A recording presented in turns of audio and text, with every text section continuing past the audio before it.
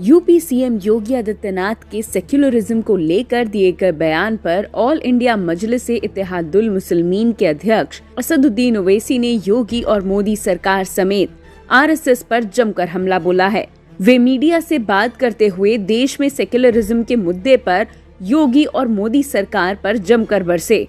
उन्होंने कहा, सेक्युलरिज्म संविधान का एक हिस्सा है। आरएसएस, योगी और मोदी जी को ये समझना चाहिए कि वे ऐसे बयान क्यों दे रहे हैं। संविधान में सेकुलरिज्म कॉन्स्टिट्यूशन का, संविधान का बेसिक स्ट्रक्चर का हिस्सा है।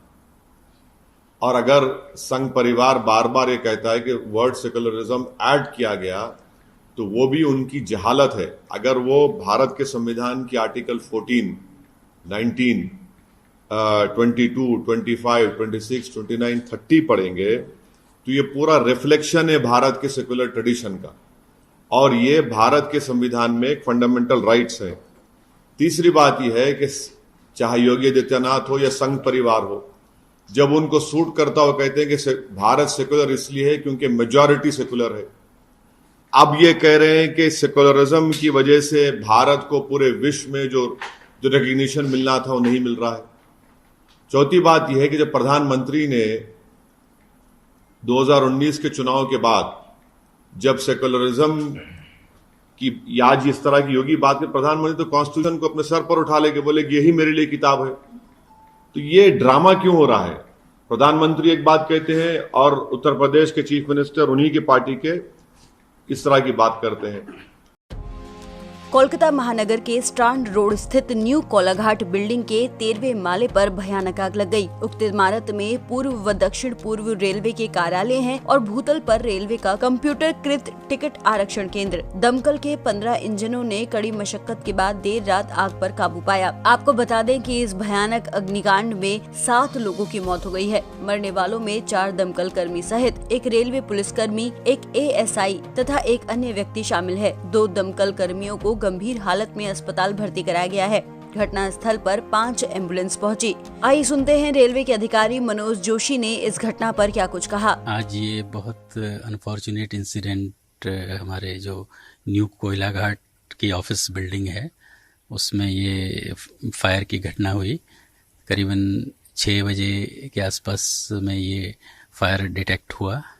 तो उसके बाद इमीडिएटली वहाँ पर जो हमारा आरपीएफ और रेलवे स्टाफ है उन्होंने जो वहाँ पे ऑफिस में, ये 13th फ्लोर में ये फायर इंसिडेंट हुआ था, तो वहाँ से सभी स्टाफ को निकालने की कोशिश की और ज़्यादातर स्टाफ को वहाँ से सकुशल निकाल लिया गया। 2 स्टाफ जो थे उनको थोड़ी सी बर्न इंजरीज थी, 8 to 10% एक स्टाफ को बर्न इंजरी थी और एक को थोड़ा सा फेस में बर्न इंजरी थी। तो उनको भी रेस्क्यू करके उनको फिर रेलवे हॉस्पिटल में भेज दिया गया और in the mean time fire brigade को भी इन्फॉर्म किया। फायर ब्रिगेड भी 6:30 तक। भारत में कोरोना वायरस के मामलों में 3 दिन के बाद रफ्तार कम हुई है। पिछले 3 दिनों से लगातार कोरोना के मामले 18,000 से ज़्यादा देखने को मिल रहे थे, लेकिन पिछले 24 घंटों में कोविड के 15,388 नए केस रिपोर्ट किए गए हैं। 77 लोगों की जान कोरोना के कारण देश में गई है।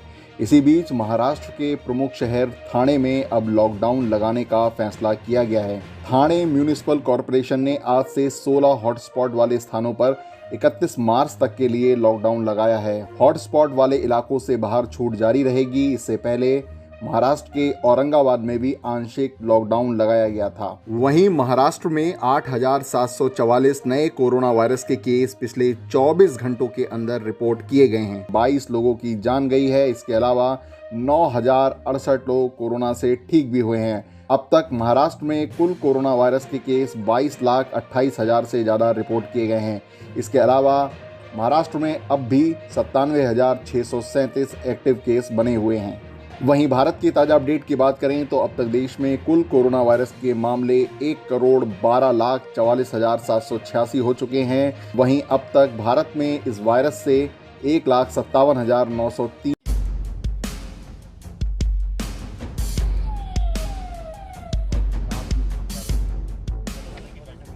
उत्तराखंड की राजनीति में शुरू हुई उठापटक अब भी खत्म होने का नाम नहीं ले रही है। मुख्यमंत्री त्रिवेंद्र सिंह रावत की कुर्सी बनी रहेगी या जाएगी, अब भी इस पर सस्पेंस बरकरार है।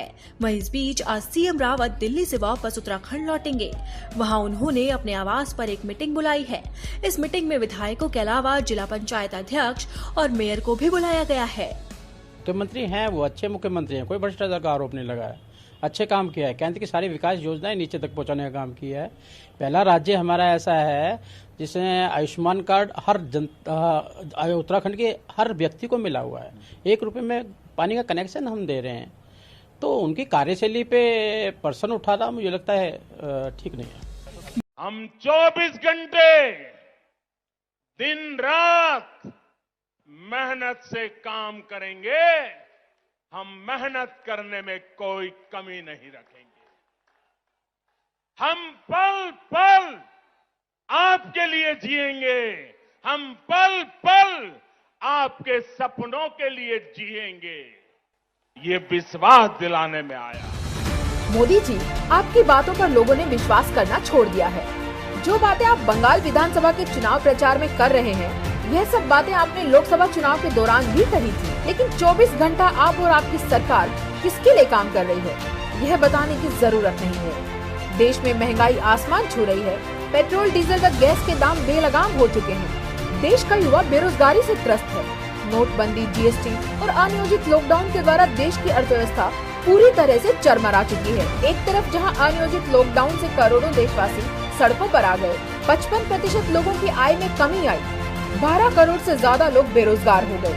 जीडीपी वृद्धि दर घटकर -23.9% पर पहुंच गई। वहीं ऑक्सफैम की रिपोर्ट के अनुसार भारत में लॉकडाउन के दौरान अरबपतियों की संपत्ति 35% तक बढ़ी है। इससे सिद्ध होता है कि आप और आपकी सरकार 24 घंटे काम किसके लिए और किसके हितों के लिए कर रही है। नरेंद्र मोदी जी, बंगाल की जनता केंद्र में आपकी और राज्य में तृणमूल कांग्रेस सरकार की कार्यप्रणाली को अच्छी